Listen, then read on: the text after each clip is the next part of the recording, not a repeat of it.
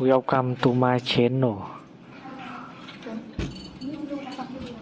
Try to hear the latest story. My sister deceived my dad outright, claiming I was mistreating her, with our grandmother orchestrating it. I finally expelled them both. A year later, my grandmother's on our doorstep, pleading for another chance. My family, except my dad, despises my paternal grandmother. It began when I was 8, at family dinners out, where she'd jab my side while I ordered, saying I was painfully thin and would end up alone if I didn't eat more. She'd then feign a sorrowful look, as if she pitied me. For context, my mom is Latina. My dad is Scottish, so my siblings and I were naturally lean, but her remarks always left me self-conscious, especially since I ate what I wanted. Worse, my dad gave her a key to our house, so occasionally, while we slept, she'd barge in, rifling through our belongings, my mom's documents, our shared closet, everything. Refusing incontinence aids, she left messes on our furniture, like the sofa, chairs, and even the heater. It's revolting to recall. As the eldest, when I turned 14, my mom spilled the truth. Before my siblings and I were born, my grandmother hurled bigoted insults at her. She'd squint her eyes mockingly, saying, "Look, now we're twins." When my mom spent hours cooking for them, she'd sneer, "What, did you grill the cat?" Lame. I kept this from my siblings and dad, though my brother loathed her anyway. But my younger sister, Lila, always defiant, loved to contradict. Tell her the grass is green, she'd insist it's red. At 11, she became my grandmother's pet. She started mimicking her, tossing out prejudiced jabs, acting like a cultural turncoat. She'd sneak into mom's files, snapping photos for grandmother. The tipping point came when we relocated, and grandmother lost key access, until Lila secretly made her a new one. That's when I warned Mom to watch her. She said she'd stay vigilant, but we thought it wouldn't escalate. At 17, grandmother's 84th birthday approached. Dad insisted one of us, my brother or sister, organize it, threatening to kick out whoever botched it. I'd already taken on her events countless times, so I assume he wanted my siblings to step up. As the eldest, you know it means endless unwanted tasks. When Lila asked me to plan it and let her take credit, I agreed instantly. Less hassle. On grandmother's birthday, I themed it around Burns Night as it coincided, and she's fiercely patriotic. I had everyone in tartans, thistles everywhere, and served homemade lamb stew with neeps and tatties. Traditional. As the stew hit the table, Lila crowed, "Wow, I nailed this. This stew's perfect." I sighed, letting her bask. Grandmother gushed, "Lila, you did all this? For me?" She clutched her chest, feigning emotion. "Totally," Lila said, tossing her head. "Aaron, that's me. Pushed for some Latin. Spicy dish, but I shut that down." My dad and grandmother glared at me, hands balled. The meal was delicious, though, and they soon forgot. Or so I thought. 10 minutes later, Lila dropped a bomb that shifted the room's mood. "You know, Aaron's been blocking me from doing things for you, grandmother," she said. "She thinks she's the only one who can handle it." My gullible dad bought it instantly, easier than admitting we all resented his mother. He stood, dragged me upstairs to a bedroom in front of everyone, and raised his hand to spank me. I shouted, "She's lying! I planned it all!" He paused, arm mid-air. I braced, unsure if he'd strike. His eyes flickered with doubt. He stormed down, grabbing Lila. I trailed, trembling, legs unsteady. Dad confronted Lila publicly, demanding the truth. She burst into crocodile tears. "Erin's lying again. She always does," she sobbed, glancing at grandmother for backup. Her tears seemed rehearsed, like she could summon them at will. "She's always making me look bad." Grandmother swooped in, arm around Lila. "Your eldest is envious of sweet Lila. I've seen it forever," she said, shaking her head. "It's that Latin streak, makes her cunning." Her overt bigotry silenced the room. Even Dad squirmed but didn't challenge her. Mom tried intervening. "That's unfair. Erin's been—" "Stay out of it," Dad barked. Mom recoiled, her hurt palpable, resigned. I was stunned. I set up everything. I cooked. I've got burns from stirring that stew. I showed my hands, but Dad ignored them. Lila wailed louder. "She's just mad you liked my party more than her efforts." Her cries pierced Dad's doubt. My brother spoke up. "Dad, I saw Aaron cooking all day." "Enough," Dad snapped, hand raised. "Aaron, you're grounded indefinitely. I'm done with your lies and envy." I stood, numb. "But I'm honest," grandmother tisked. "Always a problem child." Dad pointed upstairs. "Your room. Now." I looked to Mom, but her helpless expression said she couldn't defy Dad in this mood. As I climbed the stairs, I heard Lila's theatrical sniffles and grandmother's loud cooing. Poor thing, stuck with such a sister. The next days were grim. Confined to my room except for meals and bathroom breaks, my phone seized, no computer access. Lila got pampered, traumatized by my false claims. She'd pass my door, humming, whispering fibber through the gap. I overheard grandmother with Dad in the dining room. I've always fretted about Erin's attitude. This envy isn't healthy. Maybe she needs a doctor. Dad sighed. You might be right, Mom. I was floored. Therapy for telling the truth? Lila smirked at me when no one watched, relishing her victory, with grandmother as her puppet master, turning Dad against me. One night, my brother, Finn, slipped into my room. I know you're honest, he whispered. Lila's been boasting to friends about fooling everyone. At least, someone believed me, but what could we do? Dad was enthralled by grandmother, and Lila was mastering her tricks. I had to expose them before it worsened. But with no phone, no computer, and essentially jailed, I was stuck. I knew I couldn't let them triumph. Somehow, I'd make Dad see his mother and scheming daughter's true colors. After a week of grounding, my belongings started vanishing. Small stuff, my favorite earrings, a necklace Mom gave me, a few bucks from my stash. I suspected Lila, but without evidence, accusing her would backfire. Dad would claim I was lying again. One day, while sweeping the hall, one of my few allowed tasks, I overheard Lila on the phone in the pantry, using her syrupy schemer's voice. Yes, grandmother, I'll grab more of Mom's documents. Erin's still locked down, so she can't interfere, she laughed. Dad totally trusts me now.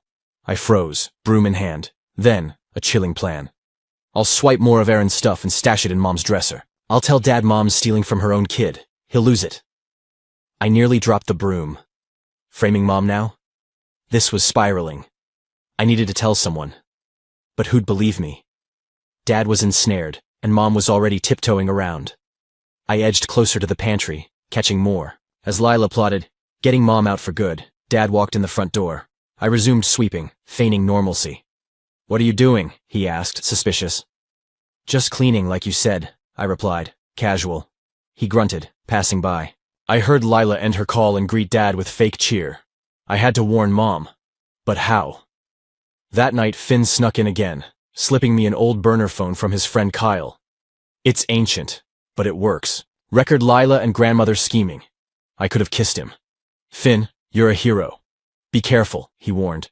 If Dad catches you, we're toast. Next day, grandmother came to help, meaning nitpicking Mom's every move, and tossing veiled, bigoted barbs. Dad thought her supervising my chores was brilliant, saying, maybe grandmother can teach you duty, blind to her cruelty when he wasn't around. Once he left for work, grandmother cornered me in the utility room. Think you're clever, huh? She snarled, face contorted. Always trying to turn my son against me. I kept sorting laundry, ignoring her. The burner phone tucked in my sleeve recorded. Your mother's a bad influence raising you. To be sly, she went on. It's in your genes, I bet. I stayed silent. Arguing would worsen things. Your father's finally seeing what I've always known, she leaned in. That you're like your mother. Outsider. Alien. Not truly family. That stung deeply. I'd always felt split between worlds. Never fully fitting. Grandmother knew how to wound. Lila. Now she's a true Scottish lass, she smiled. She gets family duty, unlike you. I finished folding and turned to go, but she grabbed my wrist, nails biting. I know your game, she hissed, and it'll fail. My son will always pick me over you and your mother. She released me, and I fled, heart racing. Later, I checked the phone, clear audio, but it was just her venom, not proof of their plots. Over days, I gathered more. Grandmother mocking Mom's cooking as tainted with jungle herbs. Lila cackling with her about controlling Dad. Tiny cruelties forming a pattern, but I needed undeniable evidence. My chance came when grandmother proposed a family meeting to address my conduct issues. I'm concerned about Erin, she told Dad, fake worry oozing. Her envy of Lila's worsening, and her disrespect to me is shameful. Dad nodded gravely. I sat seething, phone recording in my pocket. Mom tried defending me, saying I was just stressed. But Dad cut her off. This isn't about you, Rosa. Mom's face fell, hands clasped tightly. Lila, beside grandmother, smirked subtly, savoring the chaos she'd sown. I think Aaron needs a specialist, grandmother declared. There's a program my neighbor's kid attended. Strict, effective. My gut sank. A facility? It's costly, she added. But I'd chip in for my son's sake. Dad looked relieved. Thanks, Mom. I'll check it out. I was stunned. Shipping me off for exposing Lila's lies? I glanced at Finn, who looked horrified. After, I replayed the recording. Grandmother's scheming, Dad's blind agreement, Lila's smug silence. But would it sway Dad, so set on believing the worst of me? Next day, while scrubbing the bathroom, I found Lila's journal tucked behind the linens. I knew it was wrong, but I opened it. Striking gold. Pages detailing her and grandmother's plan to oust Mom and punish Aaron, including stealing my items and planting some in Mom's dresser. I snapped photos with the burner phone, replaced the journal, and finished cleaning. That night, I showed Finn the evidence. This is wild, he whispered, scrolling. Lila's unhinged and grandmother's egging her on. I need to show Dad, I said. But he won't believe without seeing it himself. Finn paused. What if we trap them? Make them expose themselves with Dad nearby. Risky, but necessary. Finn would lure Dad to the shed at 7 p.m. tomorrow, claiming he needed help. I'd confront Lila about her journal, recording it, hoping Dad would overhear. The day crawled. I was jittery. What if it failed? What if Dad still doubted me? At 6:55 p.m., I sat in the den where Lila watched her show, phone recording. Finn went for Dad. Hey, Lila, I said casual. Found something today. She barely glanced. Whatever. Your journal, I said softly. I know what you and grandmother are plotting. Her head whipped around, eyes flashing, panic, then calming. No idea what you mean, she quavered. So you didn't write about stealing my stuff, planting it in Mom's dresser, or convincing Dad to lock me away? Her face reddened. You had no right to read my journal. And you had no right to frame me and turn Dad against me, I retorted. Why, Lila? What did I do? A flicker of shame crossed her face, then vanished, replaced by venom. You're always Mom's golden child, she spat. Perfect Aaron stealing the spotlight. Now I have grandmother, and soon Dad'll favor me. I was floored. This is about attention? You're tearing our family apart for jealousy? She laughed, bitter. Grandmother says Mom doesn't belong here, just leeching off Dad for a visa. I was speechless. That's vilely prejudiced. Mom loves Dad, loves us. Sure, Lila scoffed. Once you're in that reform school grandmother picked, things'll improve. My blood chilled. They were serious about sending me away. I pushed. And my stolen necklace? My cash? She smirked. Some's in Mom's dresser. The rest, I gave grandmother to sell. She says Latin trinkets fetch a pretty penny. A sound behind me.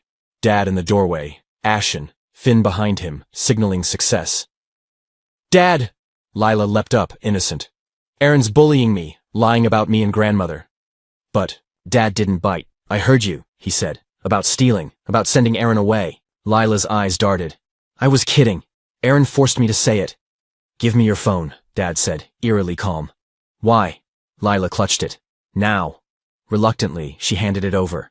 Dad scrolled, face darkening, likely finding her texts, with grandmother. These messages, he said slowly, about ousting your mother, framing Aaron. What is this? Lila's tears turned real. Grandmother said it'd be better if Mom went back to Peru. You'd be happier with a proper Scottish wife. Silence.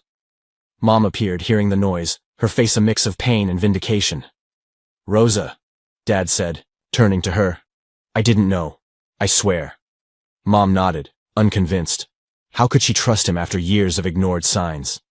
Dad faced Lila. Where's Aaron's stolen stuff? Sobbing, Lila confessed some was in her room, some in Mom's dresser, the rest with grandmother. Dad sent Finn to check Mom's dresser, who returned with my necklace and more. We need to talk to grandmother, Dad said grimly. Next day, he summoned her, not revealing why, just that it was urgent. I was anxious all morning. Grandmother was a cunning manipulator. Would Dad see through her? When she arrived, she sensed trouble, eyes scanning the den where we gathered, narrowing, at me. What's this, Angus? She asked Dad, voice frail. Dad inhaled deeply. Mom, Lila confessed everything. Stealing, lies, plans to send Aaron away, your slurs against Rosa. Her face stiffened, dropping the weak act. That child's lying. I'd never. We have proof, Dad said, holding Lila's phone. Texts, photos, Aaron's recordings. Her eyes blazed. You trust those mixed bloods over your mother? The slur hit like venom. Dad winced. They're my children, he said softly. Rosa's my wife. I've let you demean them for years, and I'm ashamed. She switched to tears. After raising you alone when your father passed, sacrificing all, this is my thanks? Her usual guilt trip. I held my breath, fearing Dad would buckle, but he stood firm. I'm thankful for your sacrifices, he said. But I can't let you harm my family. Stay away for now. She looked shocked. You're picking them over me? I'm picking what's right, Dad said. You've been wrong. She turned to Lila, quiet on the sofa. Tell them, Lila. I was helping this family. Lila shook her head, tears falling. I'm sorry, she whispered. I shouldn't have followed you. I was wrong. Grandmother's face twisted in fury. Ungrateful lot. She grabbed her bag and stormed out. You'll rue this, Angus. The house felt freer after she left, like a shadow lifted. Dad faced me, remorseful. Aaron, I'm sorry. I should have believed you. I wanted to stay mad, but his regret softened me. Yeah, you should have. He turned to Mom, taking her hands. Rosa, I'm so sorry. I didn't see how bad it was. Mom gave a sad smile. I tried telling you, Angus. You didn't listen. I know, he admitted. I was wrong. To Lila, still crying, he said, We'll discuss your actions, young lady. Lila nodded. I know what I did was awful.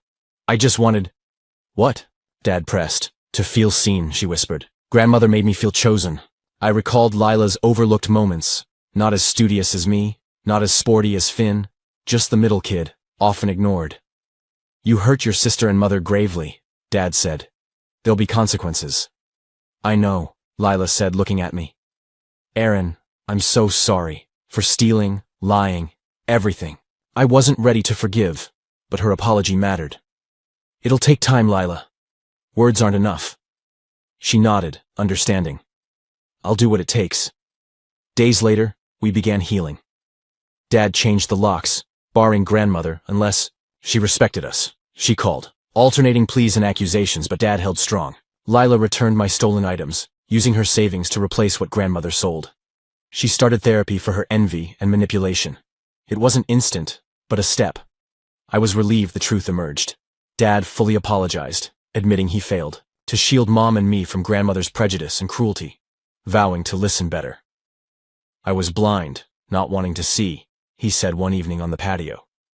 It was easier to call grandmother quirky than bigoted against my wife and kids. I nodded, grasping his struggle.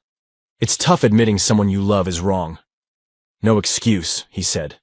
I should have protected you and Mom sooner. I'm sorry. It wasn't flawless. Trust takes time. But we were progressing, no longer tolerating grandmother's toxicity. One night, a month post-confrontation, Lila knocked on my door, nervous, twisting her sleeve. Can we talk? She asked. I nodded, scooting over on my bed. We sat quietly before she spoke. I've been thinking why I did it, she said softly. My therapist says I sought approval wrong. I felt invisible here. I listened, wondering if we'd made her feel that way. Grandmother gave me focus, she continued. She made me feel valued. But I betrayed my family for it, and that was awful. She looked at me, earnest. I know I hurt you and Mom, Aaron. I don't expect quick forgiveness, but I'm trying to change. I saw Lila anew, not the brat under grandmother's sway, but someone grappling for her place. It didn't justify her actions, but it clarified them. It'll take time, I said. But I see you're trying. That's something. She gave a small smile, and I mirrored it. Not sisters again yet, but a start. Grandmother stopped calling. Dad heard from a cousin she was playing victim, claiming we'd forsaken her. But her tactics failed us now. We were tighter as a family. Think back to that birthday dinner, the spark for this shift. If Lila hadn't pushed too far, would we still be under grandmother's shadow? Would Dad have seen her truth? I don't know. But standing for truth, even when doubted, proved worth it. Our family's imperfect, but we're tackling issues together now, not letting them divide us. I was thrilled when Dad finally saw through Lila and grandmother's facade. For the first time, I felt backed, but it wasn't over. Next morning, I woke to yelling downstairs. I dressed quickly and found Dad and Mom arguing fiercely. "She's my mother, Rosa. I can't just erase her," Dad said, flushed with anger. Mom looked drained, sleepless. After her bigotry, her schemes, turning Lila against us? I froze on the stairs, heart dropping. Was Dad wavering? Finn joined me, worried. "What's up?" he whispered. "I think Dad's rethinking grandmother," I replied. We watched Dad pace. "I'm not saying she was right, but she's 84, Rosa. She's set in her ways." "Age doesn't excuse prejudice," Mom said sharply. "Or twisting. Lila against her family." I couldn't believe Dad was defending grandmother after everything. I stormed down. "Dad, really?" I demanded. "After what she did to me, Mom, all of us?" He looked surprised. "Aaron, this is between us." "No, it's about us all," I insisted. "She tried to have me locked away." He sighed. "She called this morning, crying, alone, sorry." I rolled my eyes. "And you fell for it? Again?" "She's my mother," he said. "And I'm your daughter," I shouted, startling myself. "But you were ready to ship me off on her lies." Silence. Dad looked struck. Lila appeared, hesitant. "Dad, grandmother's not sorry," she said, softly. "She texted me last night to keep our plan, saying you'd cave." She showed her phone, messages open. Dad read, face hardening. "She said to act sorry, then slowly convince you Aaron and Mom are the issue," Lila said, trembling. "I don't want that. It was wrong." I was stunned by Lila's candor. Maybe she was changing. Dad sank onto the sofa, staring at the phone. "She's still scheming," he muttered. "Believe it," Mom said. "This is her, Angus.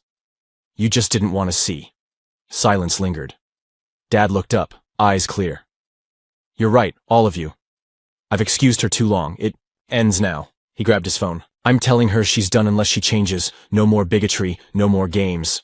I held my breath as he called on speaker. Grandmother answered fast, voice sugary. "Angus, my dear boy?"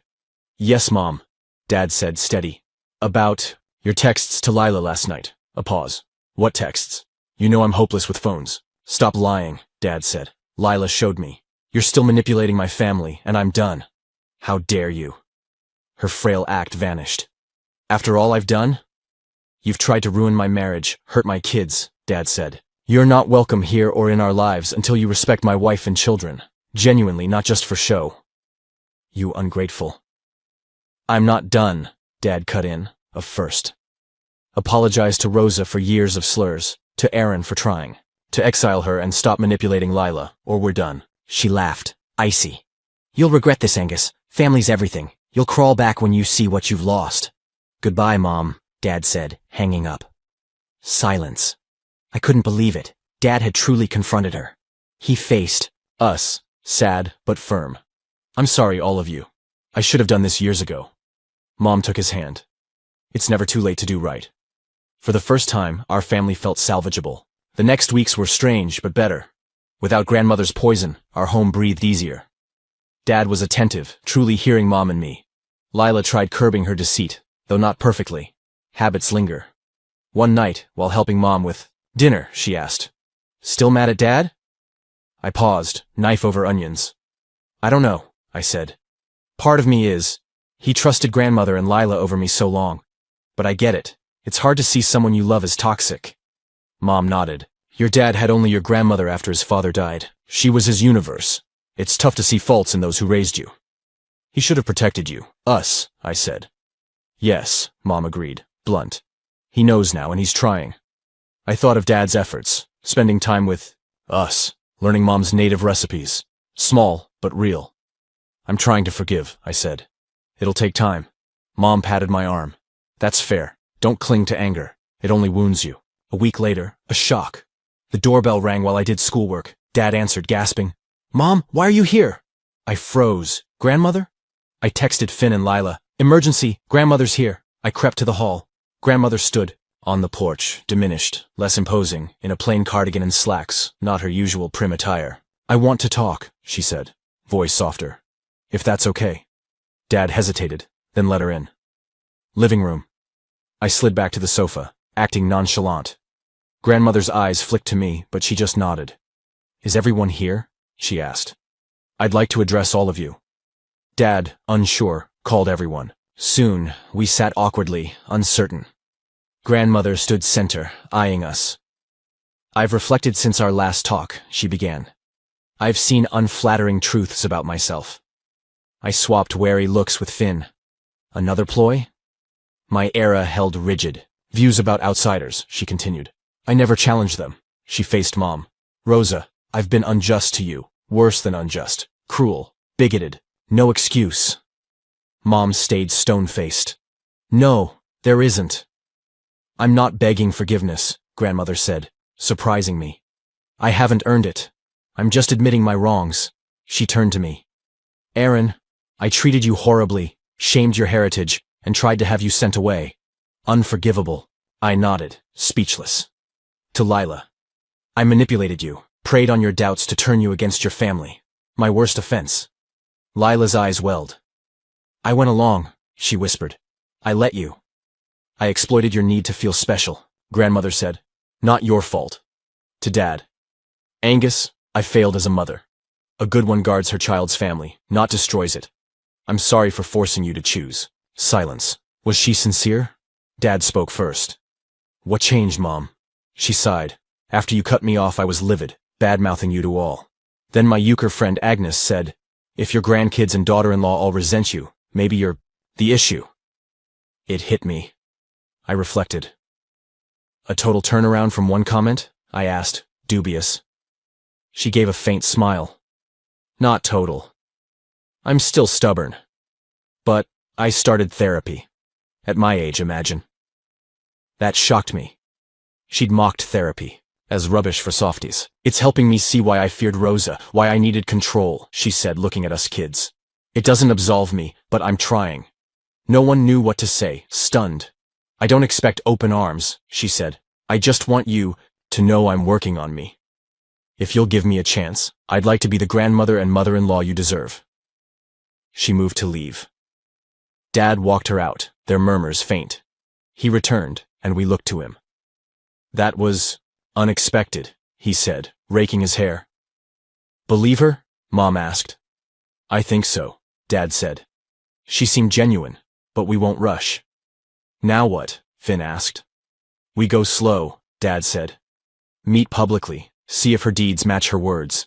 Trust takes time, if it's possible. I was torn, part hoping she could change, part scarred by her past harm. Over months, we followed Dad's plan, meeting Grandmother for coffee a few times, always in cafes where she had to behave. She surprised me, asking Mom about her Peruvian youth and listening. She praised my grades without snide remarks. She even asked Finn about his music, which she'd ignored. With Lila, she was cautious, avoiding favoritism or division. It wasn't easy for her, old ways clung, but she tried. 6 months post-apology, we invited her for dinner, her first visit since the fallout. I was braced for her to revert.